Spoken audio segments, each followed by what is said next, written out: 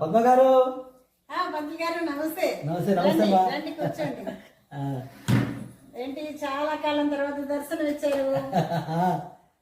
మా బాబు గారిని మంచి సంబంధం చూసారా లేదా? చూసానమ్మా, పని మీద వచ్చాను. పని మీదే వచ్చాను ఇప్పుడు. ఏంటి ఫోటోలు ఏమైనా తెచ్చారా? తెచ్చాను, సంబంధాలు తెచ్చాను, మంచి సంబంధాలు తెచ్చాను. మంచి రిచ్ సంబంధాలు కావాలి. రిచ్చే. అవునా? ఒకటి కరీంనగర్ నుంచి ఉంది, ఒకటి నెల్లూరు నుంచి ఉంది, ఇంకోటి ఆంధ్రపురం నుంచి ఉంది. 3 సంబంధాలు రిచ్. మంచి మంచి కట్టాలు ఇచ్చాయి అనమాట. అవునా? ఏవి ఫోటోలు? ఇదిగోండి, ఈ అమ్మాయిని చూశారు, కరీంనగర్ నుంచి వచ్చింది సంబంధం. వీళ్ళు 20 లక్షలు ఇవ్వడానికి సిద్ధంగా ఉన్నారు. కాకపోతే ఈ అమ్మాయి ఓ కాలు కుంటి. అమ్మాయి బాగానే ఉంది, 20 లక్షల కట్నం కూడా బాగానే ఉంది, కానీ మరి కుంటిదైతే ఎలాగండి? కుంటిదైతే మీకే మంచి కదండి, ఎటు షికారు పక్కర్లేదు, ఇంటి దగ్గరే ఉంటుంది. అది ఇంకో సంబంధం. వీళ్ళది నెల్లూరు అండి.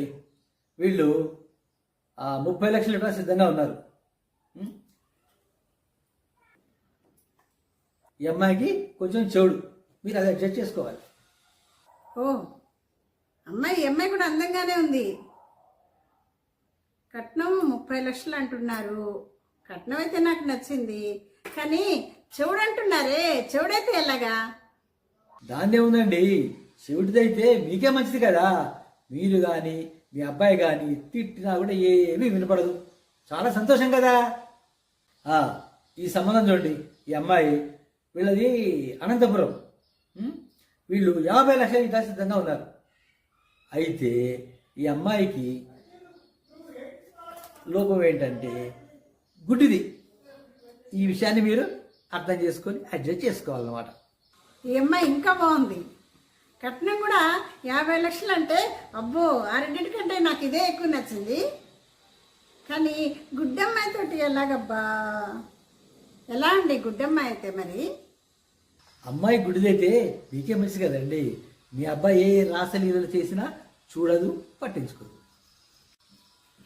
ఇంకా మీరు ఆ అమ్మాయికి మంచి మంచి చీరలు నగలు కొనాల్సిన అవసరం లేదు. ఎందుకంటే ఆమె రంగులు చూడదు, సెలెక్ట్ చేసుకోదు కదా. ఏది కొనిచ్చినా వాడుకుంటుంది. ఈ అమ్మాయి కుంటిది 20 లక్షలు, చెవుడు 30 లక్షలు, గుడ్డమ్మాయి కాబట్టి 50 లక్షలు ఇస్తున్నారు. 20 + 30 + 50 మొత్తం కలిపితే 1 కోటి రూపాయలు. అంటే ఒక్కొక్క లోపానికి ఇంత కట్నం వస్తుందంటే 3 లోపాలు ఒకే అమ్మాయిలో ఉంటే మనకు 1 కోటి రూపాయలు వస్తుంది కదా. అలా 3 లోపాలు ఒకే అమ్మాయిలో ఉన్న సంబంధం ఏమైనా దొరుకుతుందంటారా పంతులు గారు?